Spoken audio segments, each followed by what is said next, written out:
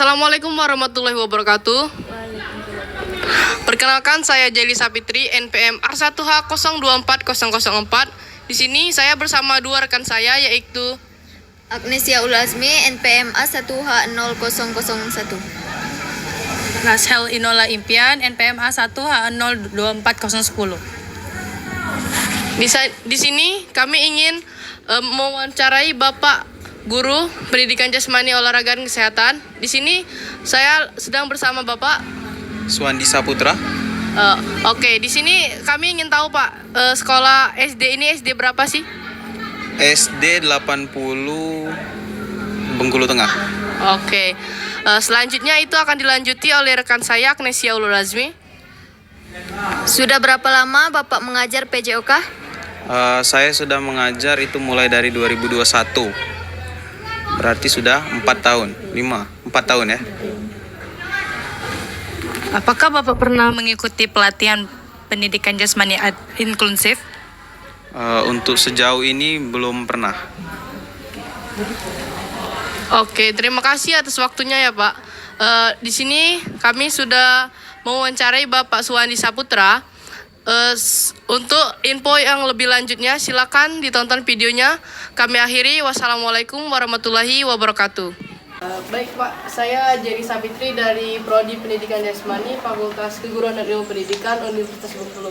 Di sini saya ingin bertanya atau mewawancarai Bapak seputar pendidikan jasmani inklusif. Di sini apa sih yang Bapak ketahui atau Bapak pahami tentang PJOK inklusif? PJOK inklusif itu pembinaan untuk anak-anak berkebutuhan lebih seperti itu. Jadi anak-anak yang seperti itu memang harus lebih diperhatikan daripada anak-anak yang lain yang pada umumnya. Berarti perlu perhatian yang lebih ya Pak ya? Ya. Terus yang selanjutnya itu, menurut Bapak, apa sih tujuan yang paling penting dari PJOK inklusif sendiri? Tujuannya mungkin agar anak-anak yang memiliki kebutuhan khusus itu bisa merasakan bagaimana caranya belajar, dan mungkin mereka juga ingin merasakan kesetaraan walaupun mereka berkebutuhan khusus. Terus bagaimana sih sikap Bapak terhadap keberadaan siswa yang berkebutuhan khusus di kelas Bapak, khususnya kelas pendidikan jasmani? Saya menyambut dengan senang mereka, walaupun mereka mempunyai keterbatasan, tapi saya selaku guru olahraga di sini merasa mereka itu penting dan harus memiliki kemauan untuk belajar juga. Di sini saya ingin bertanya lagi Pak, jenis kebutuhan khusus apa yang pernah ada di dalam kelas Bapak? Di sini itu ada yang kalau nggak bisa bicara dan ya cuman itu sih.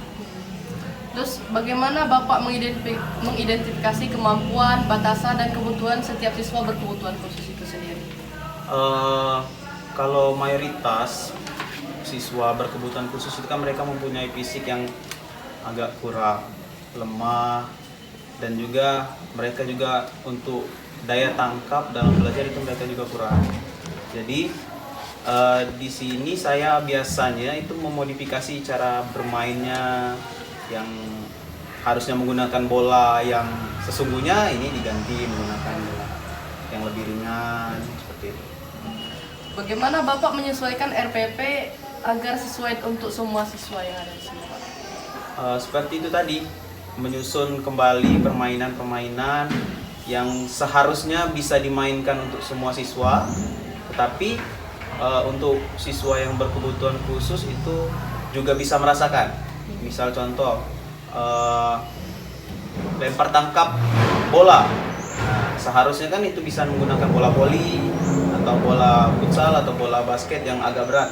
Nah, karena kita mempunyai siswa berkebutuhan khusus, itu kita bisa ganti dengan bola plastik, atau bisa juga dengan kalau bermain sebuah permainan itu dengan memodifikasi cara bermainnya yang harusnya dia melompat melewati rintangan, ini dia bisa hanya dengan berjalan. Terus bagian mana dari perencanaan yang paling harus dimodifikasi, Pak? Perencanaan yang paling harus dimodifikasi itu mungkin itu tadi ya, permainannya itu tadi, kurang lebih di situ. Siapa saja sih Pak yang dilibatkan dalam perencanaan itu? Banyak yang dilibatkan, terutama guru olahraga itu sendiri, kepala sekolah, wali murid, wali kelasnya, Guru lingkungan ya di sekolah. lingkungan di sekolah, semuanya terlibat. Ini ada pertanyaan terakhir Pak yang sangat menarik bagi saya. Modifikasi apa yang biasanya Bapak lakukan pada materi, alat, atau aturan permainannya sendiri? Ya seperti tadi, seandainya anak-anak itu bermain sebuah lempar tangkap bola tadi. Nah jadi anak-anak yang enggak kebutuhan khusus itu mereka bisa menggunakan bola yang asli. Nah sedangkan kita bisa sambil membimbing dengan menggunakan alat yang sudah dimodifikasi. Sekian Pak wawancara dari saya. Terima kasih atas waktunya Pak. Maaf mengganggu. Terima kasih. Ini adalah wawancara saya pada Bapak Suwandi Saputra. Terima kasih. Sekian. Wassalamualaikum warahmatullahi wabarakatuh. Assalamualaikum warahmatullahi wabarakatuh, Pak. Warahmatullahi wabarakatuh. Izin ya Pak, sebelumnya perkenalkan nama saya Agnesia Ula Azmi, Prodi Pendidikan Jasmani Fakultas FKIP. Izin untuk mewawancarai Bapak. Izin waktunya sebentar ya Pak. Iya ya. Bisakah Bapak memberikan contoh situasi nyata ketika mengadaptasi permainan? Contoh ya. Contoh permainan itu untuk disabilitas itu biasanya menggunakan peralatan-peralatan yang lebih ramah untuk mereka. Misal contoh yang tadinya ada rintangannya, itu rintangannya dipermudah sedikit, atau bisa dengan memodifikasi bentuk benda yang tadinya berat menjadi ringan, seperti itu. Contoh seperti bola basket, misal untuk melempar bola basket itu bisa menggunakan bola plastik, seperti itu.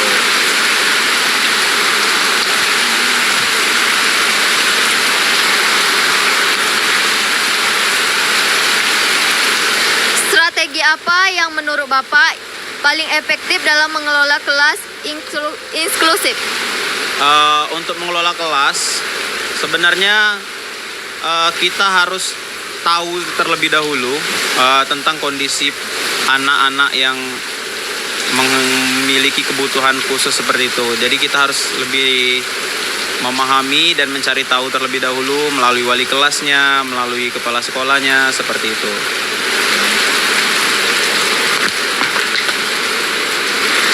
Apakah sekolah menyediakan fasilitas yang memadai untuk pelaksanaan PJOK inklusif? Kalau untuk sekolah itu ada, tapi mungkin masih kurang memadai lah.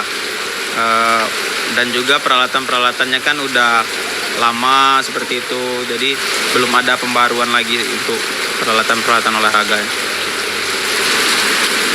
Bentuk dukungan apa dari sekolah yang paling membantu Bapak?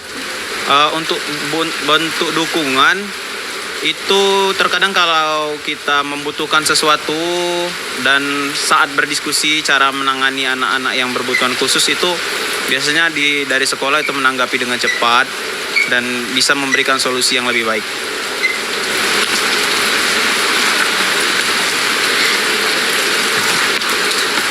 Dukungan apa yang masih kurang dan Bapak Ibu butuhkan? Kalau untuk yang dibutuhkan ya itu jelas ya, fasilitas, peralatan-peralatan yang memadai agar mereka yang berkebutuhan khusus itu bisa menerima pembelajaran yang diterapkan. Hambatan terbesar apa yang Bapak hadapi dalam mengajar PJOK inklusif?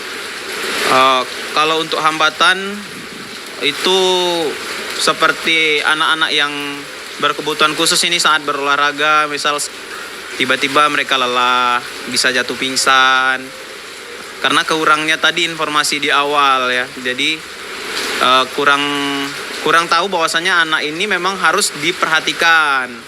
Jadi seharusnya lebih ini lagi, lebih dikomunikasikan lagi dengan wali kelas, dengan orang tua, juga dengan kepala sekolah seperti itu. Bagaimana Bapak mengatasi hambatan tersebut sejauh ini? Untuk mengatasi itu jelas kita berdiskusi dulu dengan orang tuanya, bertanya bahwasanya bagaimana keseharian anaknya, terus dari wali kelas juga seperti itu, bagaimana cara menilai, bagaimana cara yang lebih efektif untuk mereka belajar seperti itu. Apakah ada situasi yang membuat Bapak merasa tidak siap? Contohnya? Untuk kondisi tidak siap, yaitu tadi seperti misal seandainya anak itu tantrum, kadang nggak mau diam, tiba-tiba nangis, jadi kadang suka bingung sendiri kalau untuk lagi dalam proses pembelajaran, kalau anak itu tiba-tiba nangis, nggak mau belajar. Terus bisa juga ada kejadian lagi olahraga pingsan, itu yang kadang bikin nggak siap untuk pembelajaran. Oke, baik. Terima kasih ya Pak sudah menjawab pertanyaan dari saya. Saya akhiri. Wassalamualaikum warahmatullahi wabarakatuh. Waalaikumsalam warahmatullahi wabarakatuh. Assalamualaikum warahmatullahi wabarakatuh. Perkenalkan, nama saya Rasa Yunanian. Saya di sini bersama Bapak Suwandi Saputra. Di sini saya akan mewawancarai Bapak tentang pendidikan jasmani inklusif.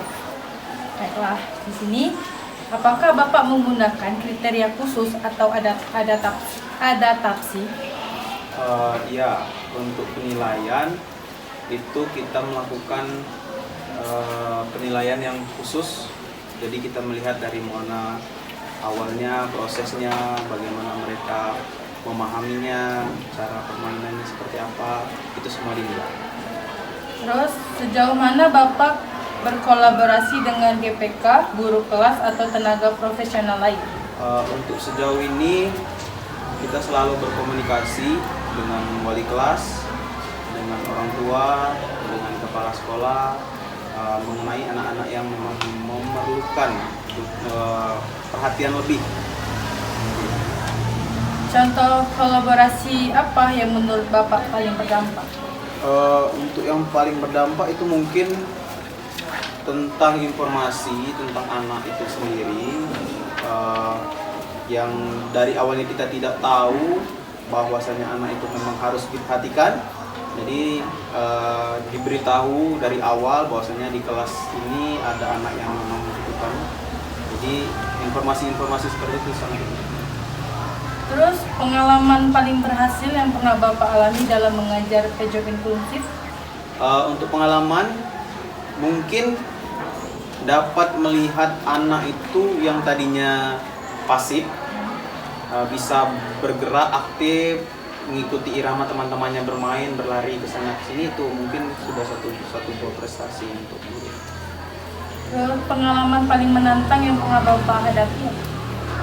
Untuk pengalaman yang menantang, anak-anak yang membutuhkan kebutuhan khusus ini kan mereka emosinya kadang kurang stabil, ya. Jadi kalau mereka lagi marah, ya mereka marah nggak mau belajar.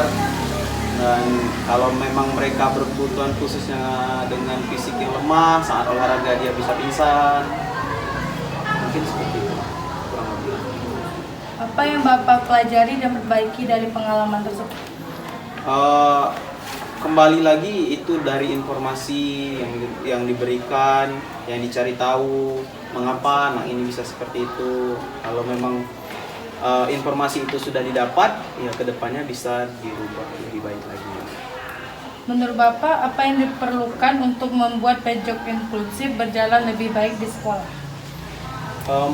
Kalau untuk lebih bagusnya itu mungkin peralatan-peralatan yang dibutuhkan itu harus menyesuaikan dengan kebutuhan anak-anak ini. Terus pertanyaan yang terakhir, apakah ada hal lain yang ingin Bapak tambahkan terkait pengalaman mengajar siswa berkebutuhan khusus? Untuk yang ditambahkan itu kurang lebih ya seperti tadi, untuk informasi itu sangat penting untuk guru yang bukan untuk khusus untuk menangani disabilitas seperti itu. Jadi informasi-informasi dari orang tua, dari wali kelas, dari kepala sekolah, dari lingkungan sekitar itu sangat-sangat dibutuhkan. Itulah Pak pertanyaannya tadi. Terima kasih atas waktunya Pak. Saya tutup. Wassalamualaikum warahmatullahi wabarakatuh.